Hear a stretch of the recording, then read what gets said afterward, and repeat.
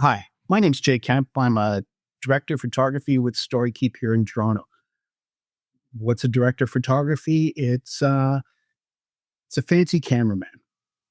We have the opportunity to tell people's stories, and for us to go in, it's part of my job to capture the essence of the character, the environment, the emotion, and oftentimes we do multiple day shoots. The one we did here in Toronto was a 1 day shoot.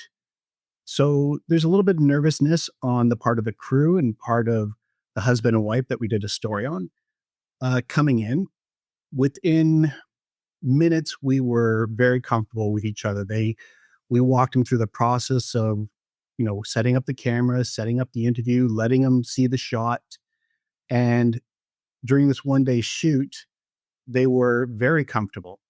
We had family members looking at the monitor. We were playing back clips. It was a wonderful experience, not just for the husband and wife and their extended family, but for us as a crew. We really felt like we were part of the process. I think everyone has a story to tell. And if this is something you think you or a family you work for might be interested in, then please reach out to StoryKeep because we would love to have the opportunity to help tell your story.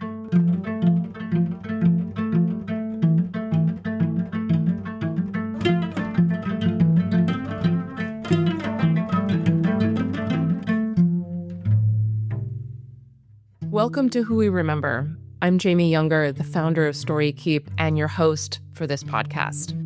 It is so wonderful to have you here joining us for this show. This is a place where we have uncommon conversations about things that matter deeply, the people we love, and the purpose that we give to our own lives and legacies. Our mission at StoryKeep is to capitalize on the power of story for profound good in families of wealth. Since 2010, we've partnered with over 100 families worldwide, creating personal films and private podcasts that celebrate a family's shared narrative. Our work is designed to deepen connections. My conversations on this show center around two questions. The first is, whose life story from your own family would you most want to see documented? And the second question is, what are you, as a person and as a professional, hoping to create and leave behind? Today, I'm honored to welcome Deborah Goldstein. Deborah is the founder of Enlightened Philanthropy. Drawing from more than 25 years of experience in the nonprofit field, she supports clients on their philanthropic journeys so they can give with confidence and make an impact. Goldstein particularly enjoys helping families give collaboratively and experience meaningful moments together as the next generation engages in this process. She is also the creator of Philanthropy Camp for Women, an opportunity for women to explore their giving and learn in community. I'll add that Deborah is the co-dean of philanthropy for the Purposeful Planning Institute.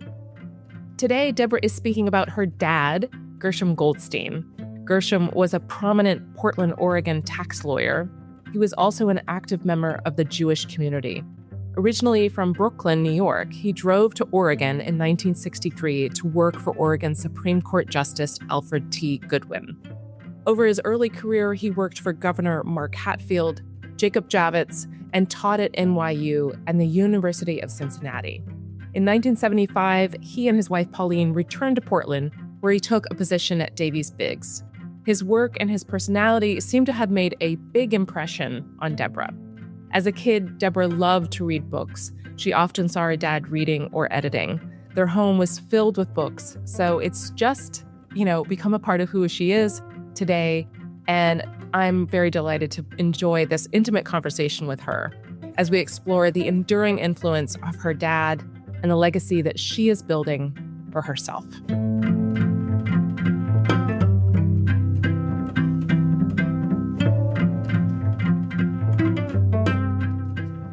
So, Deborah, it's lovely to sit down with you and have this opportunity to talk about your dad. So thanks for joining me for this conversation.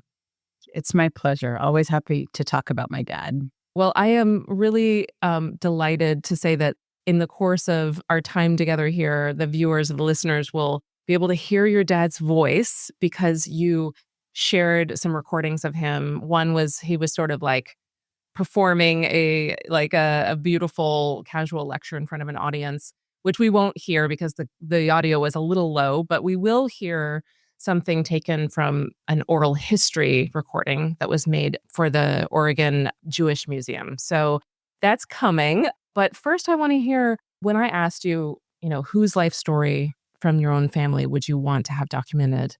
You said your dad. So tell me about your dad, who he was, and why you would pick him for this. Well, I immediately thought of my dad, Gersham Goldstein, because I've always been fascinated by his life story and the stories that he told about his life. And I really wanted him to write the stories. And now I'm kind of realizing by going back to these recordings that may have been the best way to have captured him, and his stories were in his own voice. And I'm sorry that we didn't get a chance to do more of that.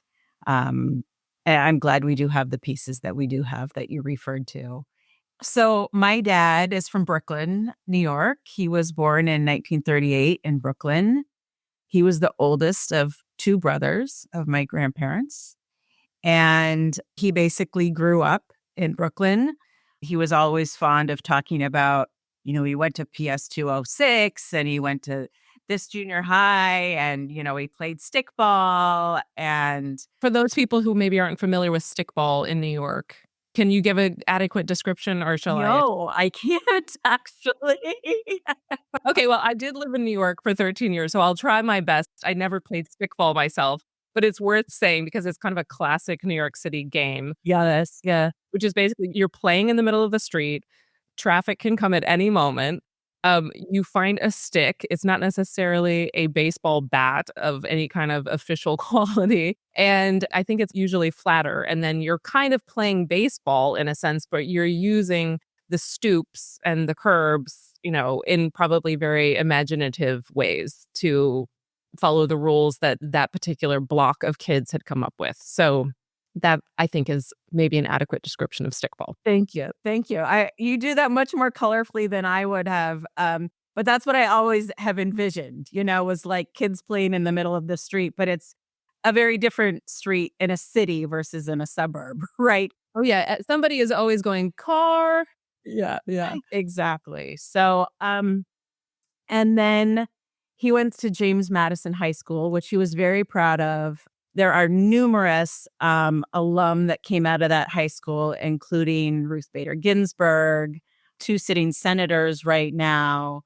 I actually looked this up because it's kind of fun. I mean, people like Carole King, Judge Judy, Martin Landau. Like this is a school in Brooklyn that really produces some amazing people that have come out of there. Yeah. Well, let me stop you there because I think this is the perfect moment to share this 30-second excerpt from this interview with your dad. Okay. And I think this points to this fascinating thing about life journeys, which is that the influences that come on our path and shift and change and inspire us to take certain roads are sometimes so random. And I feel like your dad talks about this. He speaks about going to James Madison High School and how he got to school in the mornings. And who was on his path there. So let me play this because I also love just hearing your dad's voice. There are some explicit content here, but I think our mature audience can handle it. So here's your dad, Gersham Goldstein. I went to James Madison High School in Brooklyn. We didn't have any lawyers in my family. There was one, but I really wasn't connected with that person. But when I was going to James Madison, I would hitchhike up Bedford Avenue to James Madison. And many days, the person who picked me up was a gentleman by the name of Aaron Kuda, Koota. And Aaron Kuda was the district attorney of Kings County, Brooklyn, a city of 2.5 million people. Sure. And Aaron Kuda wore a Chesterfield coat and had a bowler hat. And since he lived sort of near where we lived, sometimes he had detectives sitting in front of his house when some son of a bitch had threatened his life. But he picked me up and we would talk, and I always wanted to get a Chesterfield coat and a bowler hat.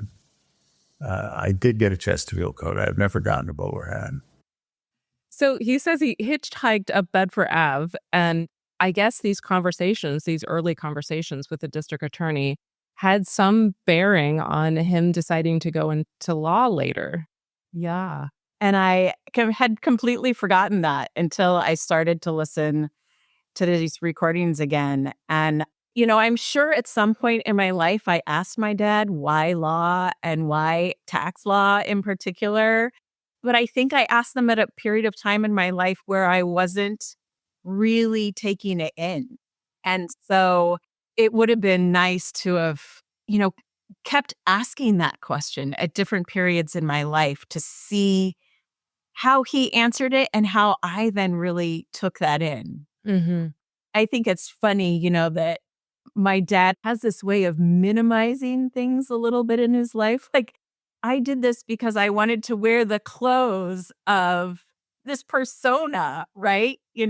Right. The bowler hat. Yeah. Right. Or I did this because and he talks about this when he gets to college. Like, I did this because there was no application, just like it sounds like he's taking the easy route through life. And yet I think there's more to it than what he lets on. Yeah, isn't that so interesting? Because part of that is who your dad is, right? Diminishing and joking. And, earlier we were talking, you said he kind of likes to hold court. And there's some playfulness on that. And yet at the same time, you think, okay, this isn't just, hopscotching around. Like, you did make choices, Dad, right? Yeah. So let's talk about that, because I think you had shared earlier that one of the stories that you would love to have him, talk about and have recorded is how he flunked out of college. So, it does seem that, he became a prominent tax attorney in Oregon, in Portland, Oregon. But by all accounts, it seems like, from his telling, he almost didn't get there. So tell us about that and what you know of him flunking out. Yeah. So this was a story that was often told in our family. And I think for me, it really helped to normalize that it's okay to fail at something. And so there was an appreciation for hearing this story over and over again. My dad graduated from high school early. I think he was like maybe 16 when he graduated from high school. And he went to the City College of New York, which, as he said, had no application. Like, you graduated from high school, you could go to CCNY. And yet he flunked out his freshman year.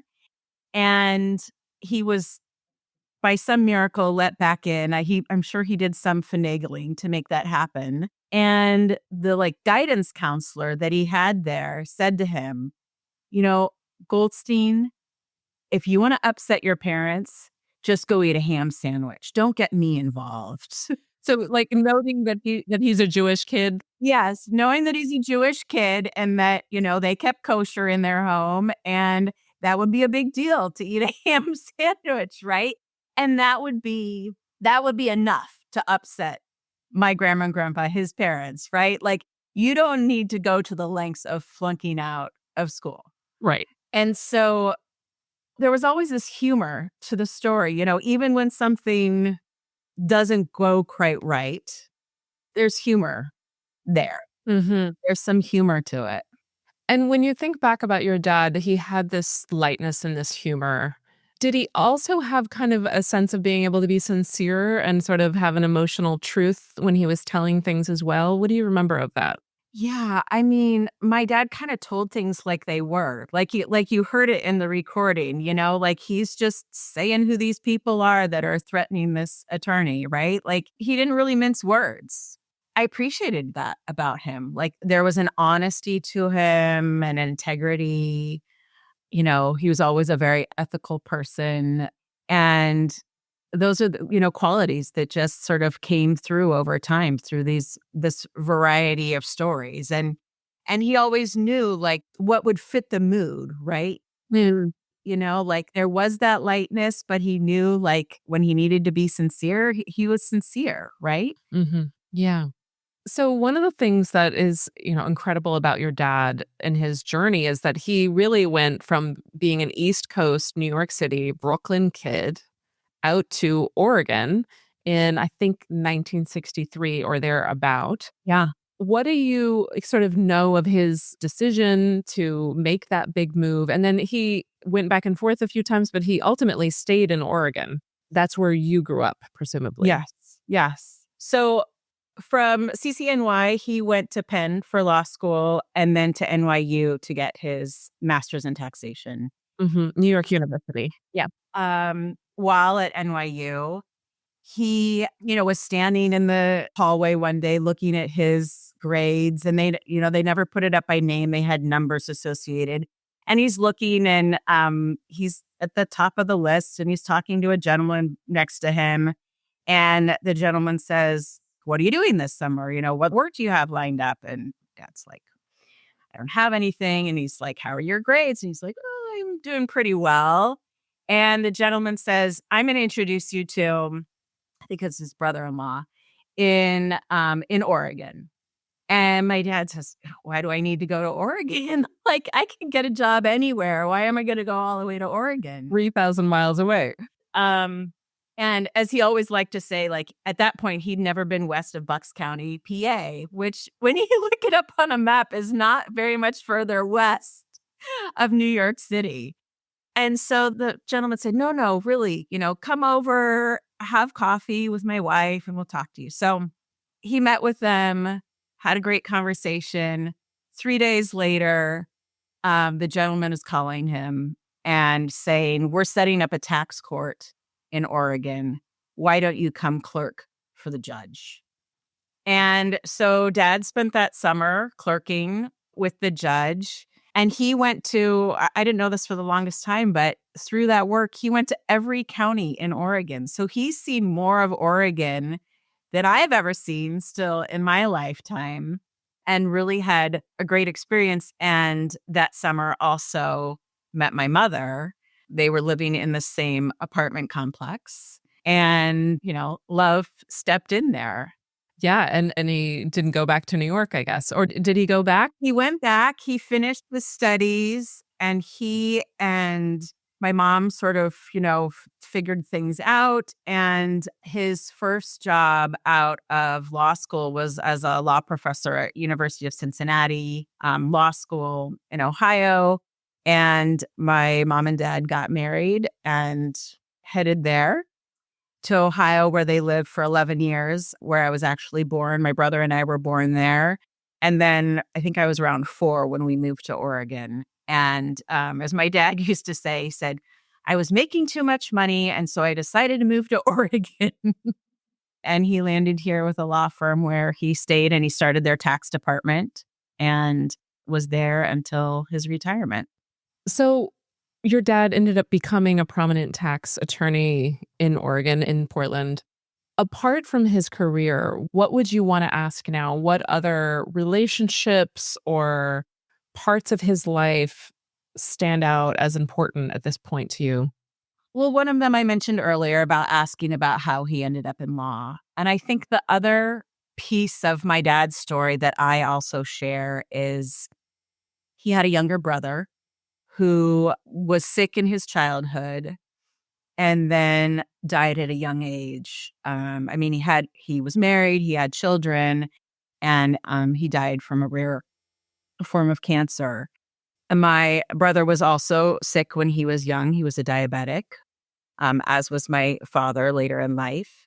And then my brother died unexpectedly at 46.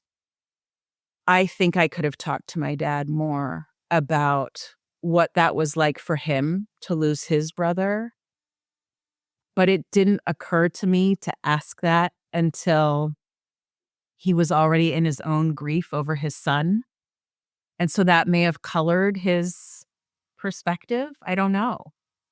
So I just wonder about that. Like, what was that like for him to be the sole living son of his parents?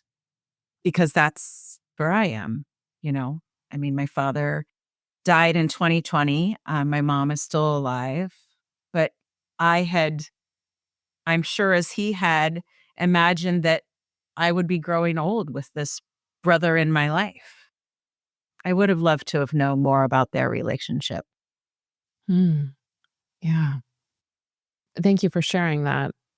Um, what did strike me, some of the things that you did choose to talk about with your dad, and I was impressed that you did do some kind of going down memory lane with your dad. Maybe you didn't talk about those things, but if I'm not wrong, you went back to Brooklyn with him and you kind of went on like a tour of his childhood. Um, Talk about what inspired that and, sort of where you went and what you were trying to capture at that moment. I think, again, it comes back to that. I had probably been there when I was younger, but didn't hold that memory for myself. And I was going there for a training. This was probably about 10, 11 years ago now. And I said, hey, Dad, why don't you meet me? And, you can take a trip down memory lane. His walking was not so great anymore. He was walking with a cane at that point. And I don't know, something just called me. I don't remember exactly what it was, but something called me to take that opportunity and say, let's do this together. And so we spent some time in the village and he showed me around there, around NYU, where I had spent some time with him. He had been a guest professor again in 91, my freshman year of college. And so I'd spent some time with him there at that time. But, this was decades later at this point, right? And so to sort of hear these stories again and see where he played stickball, right? And see where these houses were and what they looked like and see James Madison High School and, try to picture my dad there. And again, I think there's just so many questions that could have been asked, but there was just this desire to really connect with my dad in that way. And I've been very appreciative of the times that we've had one-on-one to just talk. Yeah. Yeah. When I hear you talk about your dad and the fact that you went down memory lane with him and did recordings, I'm curious if there is a through line in your mind between who your dad was and what he did for his work, and now your focus in your career where you work with individuals and families, helping them sort of align their values with their philanthropic endeavors and giving choices. Do you see a relationship between sort of your dad's personality and legacy and your work? I do. I think, one thing that was very important in our house was education. And that was something that was important to both mom and dad. I mean, my dad, absolutely brilliant. The amount of information he had in his head at all times and his sort of mantra, he would never use that term, but that's the one that's coming to mind right now, was, which everyone in the family knows and is on his headstone, is, have you asked a good question today? When I first sort of took that in at whatever age it was, to me, it was about gathering information, knowledge. Knowledge is power. And the more, probably in the last 10 years and with my dad's death, I've really started to realize that question was so much bigger than knowledge, that question, inherent in it, is listening. You have to be listening in order to ask a good question. It's being open-minded. If I'm going to ask a good question, can I be open to whatever I'm going to hear? Can that good question potentially have an impact on the person I'm asking? Can it spark a moment of insight for them that they might not have come to without the facilitation of a good question, right? And then just that piece of lifelong learning. Like, if you're asking good questions, if you're doing that on a daily basis, you're constantly learning. You're constantly sort of refreshing your view of the world. And I feel like all of that is so important to the work that I do with individuals and families because I'm their guide in giving. I'm the one asking these questions to help them see things they may not have seen or see things in a different way. And so, yeah, I feel my dad's presence and legacy in the work I do every day. Is there what you would call a good question that you sort of regularly find yourself asking people that you're working with, or one you've asked recently that maybe is like particular to a certain circumstance, but that you felt like this is connecting? I think one of my favorite questions to ask people is, what is a meaningful gift that either you've given or you've received? And that is really at the heart of what I do with people, is get them to a place where they're not just writing a check, but they're really giving from their heart, they're giving from their values, and there's meaning behind that gift. And so I like to get at what that is for them. And that's when you see people light up. That's when the joy of giving comes through. And that's what I hope we can replicate. Can we get all their giving to that level of meaning for them? Wow. That's a great question. And it's one I'm going to use maybe just in my private life. I like that one. Good. Thank you.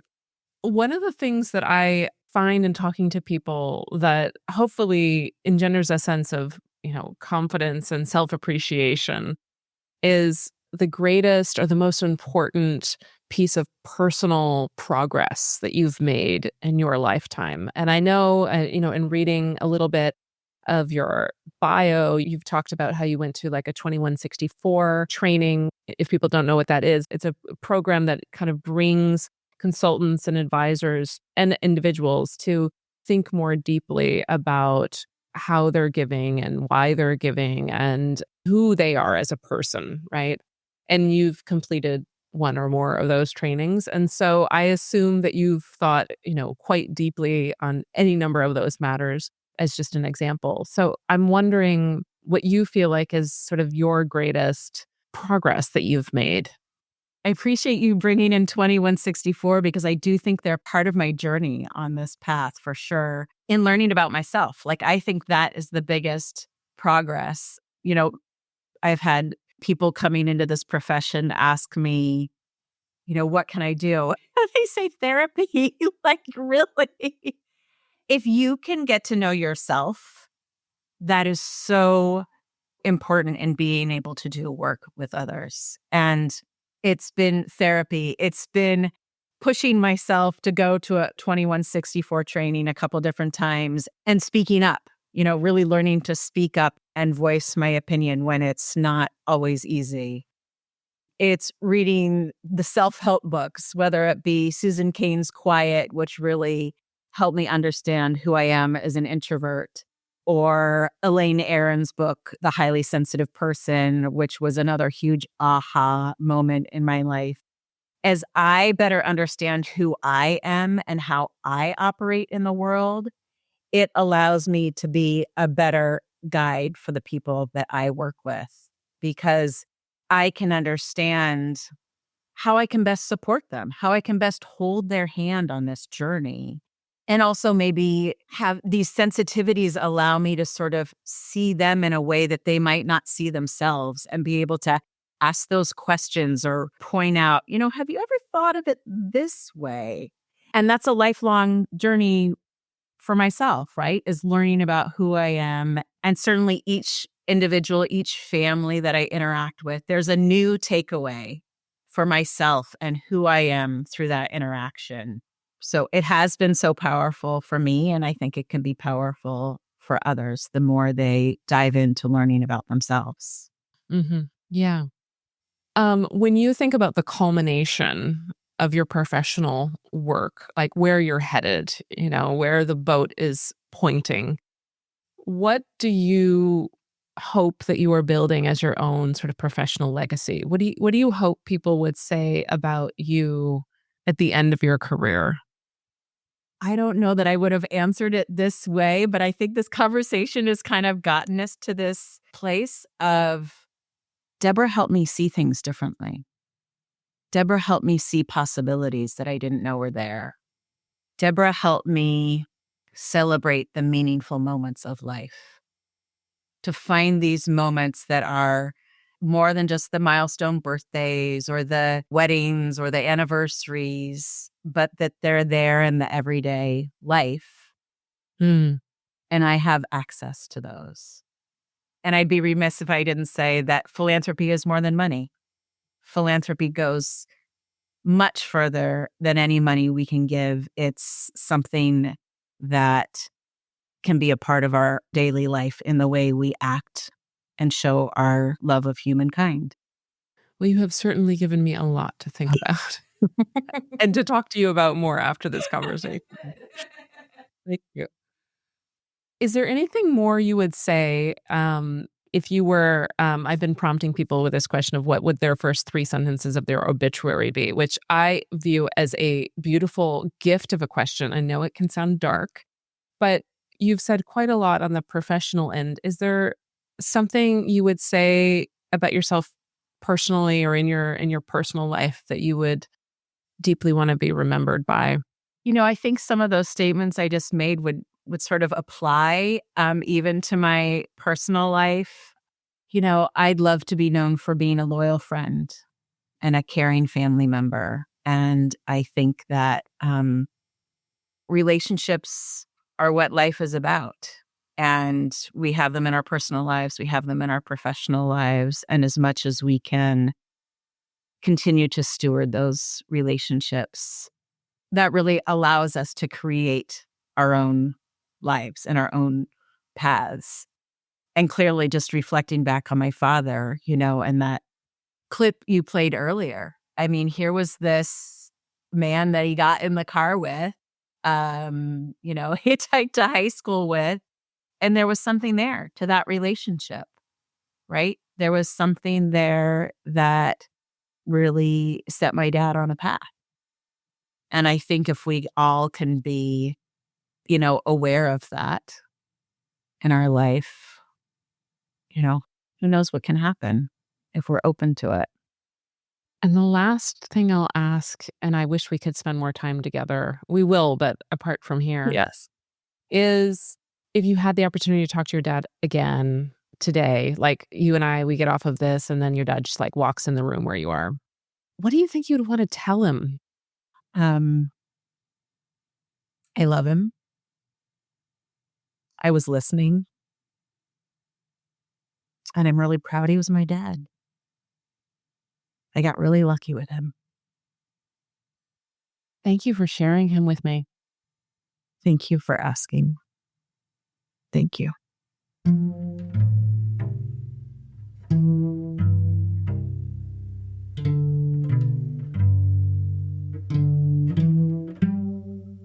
Thank you so much for listening to this episode of Who We Remember. If you enjoyed this, I invite you to subscribe. When you subscribe, a new episode will pop up automatically in your favorite listening platform every 2 weeks. You can see some great photos related to today's story, as well as find out more about our guests and their work. Just go to storykeep.com/podcast. Who We Remember is a production of StoryKeep. StoryKeep works with exceptional individuals and families to document their life stories and histories through films and private podcasts. You can learn more about our services at storykeep.com.